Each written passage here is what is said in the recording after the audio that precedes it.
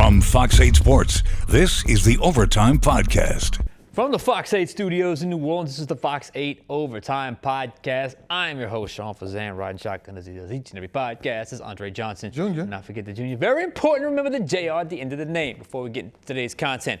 Be sure to like, share, rate, review. If you are watching us on YouTube, do us a favor. Hit that subscribe button. Get the bell notification. But when we drop that, fire content. and also, hello to the Gulf Coast Sports and Entertainment Network. Glad you have found us here. Please stay here. Watch the wonderful programming we have here. All kind of podcasts, all kind of old games, all kind of new games, pre-game shows, post-game shows. Pelicans starting up in a couple of weeks. It's going to be some fire content, no doubt about it. I see your shirt. You got the Gulf Coast Sports shirt on right now, so that's fantastic. All right, Andre, here we are, Wednesday. We are moving into week 3 of the NFL season, and in week 3 of the NFL season, the Saints will face the Seattle Seahawks, their first road game of the season. It is not an easy place to play. We understand that. I have been there several times. 2 were losses, 1 were wins. One was a win.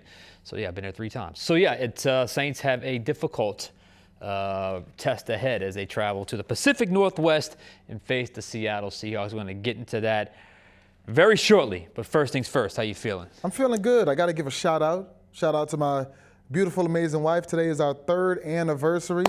3 years in, forever to go. So, great day today, celebrating that, and a great day looking ahead to some football. You mentioned it, Saints going on the road to Seattle, playing their first road game of the year, and it's very interesting. A Seattle team that I wasn't really sure how they'd look with Sam Darnold. I haven't been super impressed by him, but they did pull off an upset against the Steelers last week. The Saints 0-2, and today we're going to dive into why they're 0-2. You can't completely exonerate either side of the ball between offense or defense, so we're going to talk about them both. So our big picture today, Sean, what can the Saints offense and what can the Saints defense do to improve heading into this Week 3 matchup? But we got to start with the offense. Yeah. It's as the weeks pile on, you compile more data, you compile more information. It's still very early. Let's not forget that. I can remember even in the contender days, which obviously I don't think they are right now, but in the days where the Saints were no doubt contenders, those first 4, 5, 6 weeks almost felt a little bit like survival. You're just trying to figure out different personnel, different situations, different things you can call certain situations. And then you got the natural, the imperfections that happen with injuries and all those types of things. But usually identity-wise, week 4, week 5 is when it really happens. So they are still very much in the new phase. But in the new phase, sometimes that's a good thing because you can rattle off some wins where you're not really people haven't figured you out yet. Sometimes it's a bad thing because you're not quite sure who you are. And I think in the Saints case, obviously, it's the latter. And the tape hasn't necessarily caught up to them yet for opponents. So that's something to watch out for going forward. But also, the more you play, the more data you collect about yourself. And sometimes with the new staff, that can be a plus. But through 2 games, there has been a couple consistencies that have shown through that they must improve on. You mentioned the offense. We're going to go there first. For me, right off the top is the start of the game. It's the fast start. You had the opportunity in week 2 with a nice drive, despite a couple of bad penalties. You get down there. You have an opportunity. You misfire on a throw to Chris Olave. I mean, Rattler read it perfectly. The play call was perfect for that defense. And you just missed. That's unfortunate. And then the drive falls apart because on the next play, it was just not a good throw. It was behind Olave. And then you missed the field goal. And then you really just dig into this. You fall into this pit, so to speak. So the fast start has been not been around. It hasn't happened yet. So starting faster obviously is key. How do you start faster? Well, you start faster by executing early on. We understand that. And it looked like they had the right mix to start this week, but obviously they weren't able to finish. And then you watch how the game flows, and you go numb for basically 4 drives until the final drive when you go tempo. So we said it all week. We'll say it again today. Do you start in tempo? Do you start with a no huddle? Do you start with the let's go fast, and then maybe we we can methodically slow the pace down, because you can't go no huddle all game. Not in the NFL. Too many plays. You're going to wear guys out. You're going to wear your linemen out. You're going to wear your receivers out, constantly running back and forth and back and forth. But when are you the most fresh? You're the most fresh start of the game. Yep. And if that's the thing your quarterback is connecting with most, and I would say that's what he is connecting with the absolute most, is the tempo style of play, then I think that's something you have to consider to help the fast start. My next point, plays into the fast start, because a fast start for me is coming out and getting points early. What is getting points early? Well, that leads to an early lead. You've only led for 4 minutes and 15 seconds throughout this season. That was against Arizona. They went up 10-7, and then Arizona scored on the drive right back, and they never led again. So they've led for 4 minutes and 15 seconds out of the possible, what is that, 120 minutes? Yeah. So 8 quarters. So you've led for basically one drive this season. Playing with a lead can do things to a play caller that, can allow you to maybe get into a better flow, a better rhythm, as opposed to, even if it's early in the game and you haven't scored in a while. They were only down 7-0, but it still kind of feels like you're chasing a little bit. Yeah. You're chasing points a little bit. So that's certainly something that I think can play in and help the offense. Fast start, playing with the lead. And then there's 2 different versions of this, because we saw 2 different versions of this in week 1 versus week 2. Finish strong. Finish strong is exactly that. Closing the game out with great execution to make the plays to win the game. Because in this league, that's where the game is won. In the crunch time and the big moments. And what are you doing in those situations? We saw the first game. You could say they finished better than the second game, but they needed that finish to rally just to get back in. So if they would have scored on that last drive, it would have been interesting to see what Kellen Moore would have done. I don't know what he would have done. I'm going for 2 or kick it. But let's just say they would have tied the score up. Game 2, you had a much more fortunate situation. You set yourself up, you put yourself in a much better situation, because you had not 1, but you had 2 cracks at it to finish strong. And if you go back and listen to Kellen Moore, he's brought something up about the second to last drive of the game. Not the last drive of the game, but the second to last drive of the game, because that was I didn't like the execution on that drive as well. And they had like 7 minutes left, so it didn't necessarily have to be in that hurry up mode that you get in that time of the game. So finishing strong is a must in the NFL, unless you have a 50-point lead and you're hanging on for dear life towards the end because another team's making a comeback. You're going to be in a situation where you have to finish strong. But it sure would be nice if you were able to play a game with a lead. Yep. A significant portion of the game with the lead. So start, finish. Start, finish. It goes hand in hand with offensive football. They can find some kind of connective tissue between those 2 things. Then I think this offense can get over the hump, because they ran the ball better. They used play action better. They, for the most part, took care of the football. I thought Kellen Moore was in a much better rhythm, calling the game. So situationally is where it's at when it comes to offensive football. What do you think? I think that a lot of the tangible things they're doing, and that we're already seeing improvement on when it comes to the offense. I mean, you mentioned they're taking care of the ball. Spencer Rattler looks more comfortable, and he's playing better than he ever has. They didn't do it in week 1, but in week 2, they fed Alvin Kamara, the best offensive player on the team. Mm-hmm. You got to give him the ball, run the offense through him. They did that. Even when they fell behind to San Francisco, Kellen Moore didn't give up on the run. He kept it consistent, and that helped them have a chance to come back into that game and potentially win it.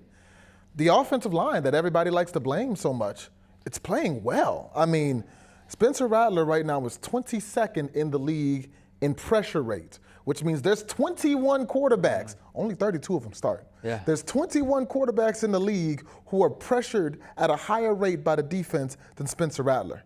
Spencer Rattler is one of the most safe quarterbacks in the league when it comes to the pass rush. So all of the tangible things I think they're doing and they're improving on, I got 3 words in capital letters: finish the deal. You gotta finish the deal. You talked about the start. I need to see them finish. Versus San Fran, they had the ball down 5 with 4:30 on the clock. They went 3 and out. What more can you ask for? The ball in your hands, in your home stadium, 4:30 on the clock, Go out there, score a touchdown, and win it for us. You go 3 and out. You don't do it. Okay. Defense shows up. You get the ball back again, down 5, 1:43 on the clock. You don't finish that drive. You get sacked, and you fumble the football. Go to Arizona, once again. After everything that had gone on in that game, you were down 7, 1:49 on the clock, an opportunity to go down the field and either tie the game or win the game. You get to the red zone, but once again, you can't finish the deal. You got to finish the deal. This is a team that's 0-2. They could very easily be 2-0. I mean, these last 2 games, they weren't against world beaters. They were very winnable games. You finished the deal. Now the NFL is looking at you like, man, we really underestimated the Saints. Yeah. I mean, this is a team that we didn't expect a lot from, and they're playing great situational football, and they're 2-0, but that's not the case. The situational football hasn't been there, and they're 0-2. And you could blame a lot of things for that. You could blame Kellen Moore's play calling. You could blame, there were a few drop passes early in the game. Alvin Kamara's fumble didn't help him at all last week. You can look at, I know Rat Pack doesn't like to acknowledge this, but you can look at Spencer Rattler. And if anything, if you're talking about finishing drives, I just named 3 drives at the end of the game where you had a chance to go down and win or tie the game, and your quarterback comes up with 0 points in all of those games. I said it yesterday or Monday. He's playing well. I gave him a B+. He's playing the best football of his career. But at some point, that does have to translate into wins. And I know there's a thing with Spencer Rattler for some reason where you can only evaluate him if everything is perfect around him. If the running backs don't run for 250, if the offensive line lets a single pass rusher through, if the receivers don't catch every single one of his passes so that he can go 30 for 30 on the day, that you can't evaluate Spencer Rattler. If anything goes wrong in the game, if it's not perfect, it's somebody else's fault. I don't know how much football we've watched, but that's not how football works. There's 32 teams around the league, and for 32 teams, 32 quarterbacks, it's not perfect. It's never going to be perfect. It's football. Sometimes you don't have a running game. Sometimes your receivers drop passes. Sometimes your offensive line lets some defensive players through. Sometimes you got to score more points because your defense isn't holding up. That's football. That's how football has been for decades. That's not a Saints-specific thing. That's all the teams around the NFL. The only difference is those other teams are finding a way to get the job done. So far in Spencer Rattler's career, he has 0 wins because he has not found a way to get the job done. So when I look at the offense, what do I need to see them do? I need to see them finish the deal. They're doing better than I thought they would. They're doing well in a lot of the tangible things that I named. But at the end of the day, all you can ask for as a team, I want the ball, clock winding down, in my home stadium with an opportunity to go out and win. Twice. If you tell Kellen Moore going into that game, we'll give you the ball with 4:30 left, you score a touchdown, you win the game. He says, give me that chance. We'll give it to you again, 1:43 on the clock. Go down and win the game with a touchdown. Let me have it. It hasn't happened. So for me, that's what needs to change for the Saints offense. I think they're doing a lot of things good. There is a lot of good there, but you got to finish the deal. There's no doubt. And I think what I'm learning, and I'm just going to enhance this when we get to the defensive side of the ball, I saw a big leap from Kellen Moore from week 1 to week 2. So the structure is in place to have success. The game plan was, for the most part, the correct one, at least in terms of how you want the things you wanted to check off the box: red zone, run the ball, take care of the football. It is truly about setting your players up for success. Then the players take the ball and go do it. And just offensively, they have been close. They have almost been there. But everyone's tired of almost. They're 2 weeks in, and they're already tired of it. They're already tired of almost. So from an infrastructure standpoint, maybe they are a little more further along than we thought they might be 2 weeks in. Because, look, a new head coach, sometimes the first couple games could be a freaking disaster because you just don't know what's going on. You got the headset on. You're trying to manage situations. Kellen Moore wants to call plays. There's a lot of scrambling around. It's his first time doing it. But I think that structure is in place to have success, especially with the first 2 games. And I love the improvement from week 1 to week 2 offensively.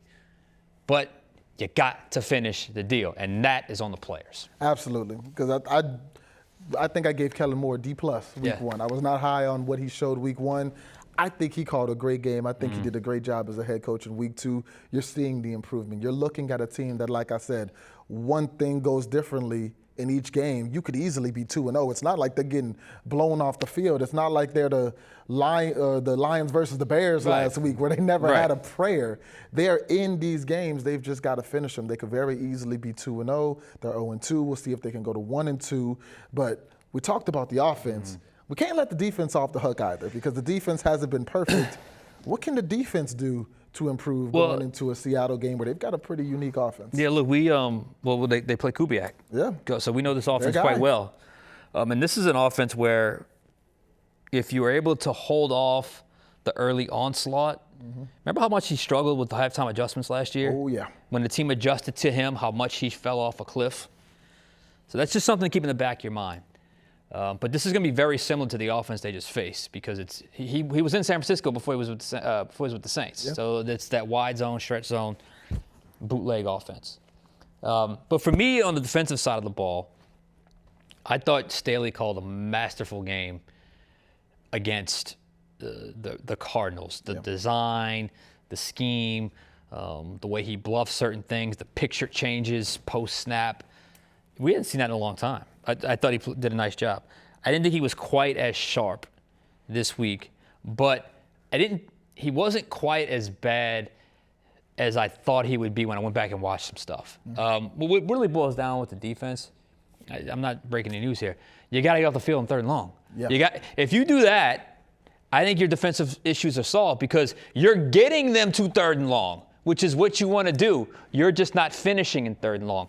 Much like offensively, where you are setting yourself up to have success, Staley is setting his team up to have success, but when the money down comes, it's up to your players to execute and get off the field in a very favorable matchup on 3rd and long.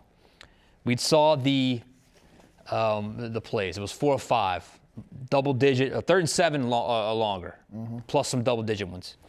5. It was quite a bit of them, and where they were all able to convert on. The touchdown. All 3 touchdowns were on 3rd down. You're setting yourself up for success, yet you're not having it. You talked about tangible things. They sacked Mac Jones 3 times. They did. That's good in the NFL. Yeah. You probably could have got to him a couple more times, but you still got him a fair amount of times. You took the ball away once. Yep. Very critical, takeaway. You kept C-Mac relatively in check. I think you'll take 20 touches for maybe a little over 100 total yards, but he had the touchdown. But you kept him relatively in check. You're never going to shut that guy down completely. It could have been a lot worse. It could have been a lot worse. I mean, and it has been a lot worse in that dome when he was wearing a different uniform. So tangibly, you did some good things. So I wanted to go back and look at just a few examples of the 3rd and longs and see if there's any mistake or anything I'm seeing. Well, on the 3rd and 7, before the final drive of the first half, there's a throw to Jennings on 3rd and 7. He got about 30 yards on. I remember there was a tackle from behind. They blitzed on that play, and they ran a cover 1, man-to-man, kind of off coverage type situation. Then, on the touchdown from the 8-yard line, so 3rd and medium, 3rd and 8, I'd call that 3rd and long. It was from the 8-yard line. Yeah. They run sort of what ends up being kind of a match quarters, but it's in the red zone, so it's condensed. But anyway, you are somehow a running back, a great pass catching running back in Christian McCaffrey, is matched up with your best DB in Alontae Taylor. You want that matchup. You like that matchup. You're in position to make the play. If that's how the play settles out, that's how it all gets distributed, and that's what you wound up on. Alontae Taylor on Christian McCaffrey. I don't know who the best matchup is for Christian McCaffrey, but I'll take my best cover corner. The final one, the Jennings touchdown. I'll talk to you guys about it on the film study on Black and Gold Review if you watch it. If not, go check it out. They ran it's 3rd and 11. They ran a cover 2. Yep. The defense was the underneath defenders are dropped to the first down marker. All Pete Werner has to do is this, and he can knock the pass down. It's the correct call for the play that was called for the 49ers offense. The cover 2 shell was a great call. The defender is there to make the play. It wasn't just Werner, Demario Davis, or Alontae Taylor screw up in terms of who's supposed to run the hole in that cover two. And maybe had one of those guys done that, there may have been the catch, but not the catch in the run that ended up being a touchdown for Juwan Jennings. My point to you is this. Much like offensively, the structure is there for success.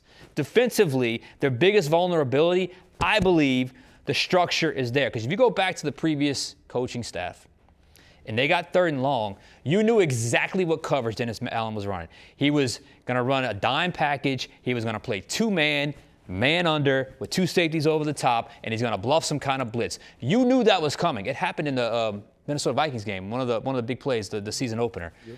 My point is, Staley ran 3 different coverages, and all 3 of them were the correct coverage for that play that was called, and they couldn't execute. You got to execute better on the money downs. It's just that simple. And it seems like that's the theme on offense and defense, where Staley's calling the right things. The execution isn't there. Kellen Moore, not in week 1, but in week 2, called a really good game. The execution wasn't there. For me, especially on the defensive end, and I guess this is similar. I talked about situational offense. You got to play better situational defense is what I'll say. I think the straw that broke the camel's back, the one that really made us say, whew, I don't know about this one last week, was the touchdown to Christian McCaffrey at the end of the half. That was the one. You talked about all of the 3rd downs, being able to get off the field. That's the situational defense I'm talking about, being able to get off the field on 3rd down, because you're doing a good job getting them there. You're just not getting off the field. Being able to, again, this is the end of the half, clock winding down. You have to go end zone. When I look at that Niners offense, where do I think the ball is going? Probably the best, if not the best, one of the best playmakers, pass catchers in the NFL. And they still found a way to get it to him out the backfield. Situationally, you have to be better. And one interesting thing I saw about that defense, the pass rush, they're number 4 in the league in sacks. But when it comes to pressures, 28th in pressures, 31st in pressure percentage. So when they get to the quarterback, they're taking them down, but they're not consistently getting to the quarterback and pressuring him enough. And with Kyler, that's difficult because Kyler can get out of there and scramble around. Mac Jones ain't really going. Mac Jones ain't trying. He ran one time because you forced him to, essentially. But Mac Jones isn't really going anywhere. Sam Darnold, week 3, spoiler alert, Sam Darnold's not really going anywhere. So, I think and you do cut them a break a little bit because they are operating without arguably their best pass rusher in Chase Young, but Brian Brzez's there, Carl Granderson's there, Cam Jordan's there. We love Cam in week 1. Exactly. Cam Jordan was great in week 1. The young guy, Chris Rumpf, was in the backfield a lot, in week 2. So you've got to be able to pressure the quarterback a little more consistently. You're doing a good job getting him down when you get there, but you got to get there a little more often because 28th in the league, only 32 teams, 28th in pressures, 31st in pressure percentage. That's not great. Also, you talked about the offense starting better. I'd like to see the defense start off a little better too. In the first half against Arizona, they gave up 17. They lock up in the second half, they only give up 3. First half against San Francisco, they give up 16. Better in the second half, they only give up 10.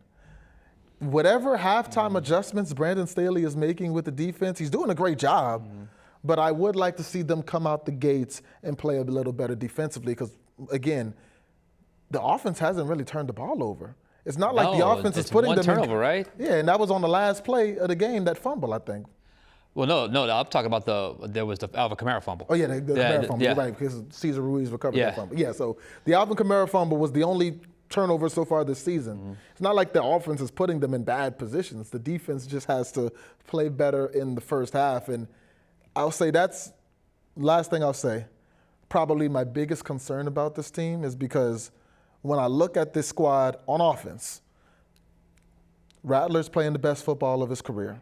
He looks incredibly comfortable. They're giving the ball to their best player. They're showing they can stretch the field. The offensive line is blocking well. Defensively, you're getting the quarterback down. You're not getting shredded by the run. You're calling the correct coverages. A lot of things are going right for the Saints when you really look at the game. They're 0-2.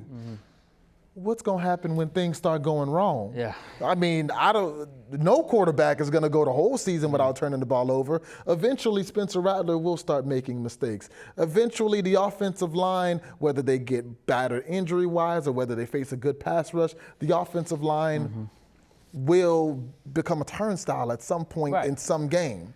Eventually, the defense is going to get torched. Might be this week, might be next week against Buffalo.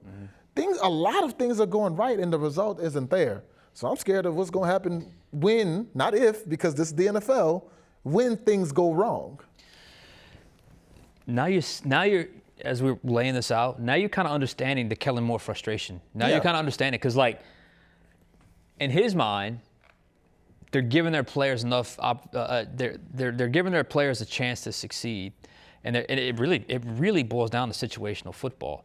So in a way, if you want to be glass half full, you say, well, they're kind of past already that, what are we doing chaotic phase that can really happen regardless of who's coaching in the first couple of games of the season. So that they feel organized. It doesn't feel as chaotic, and that wasn't always the case.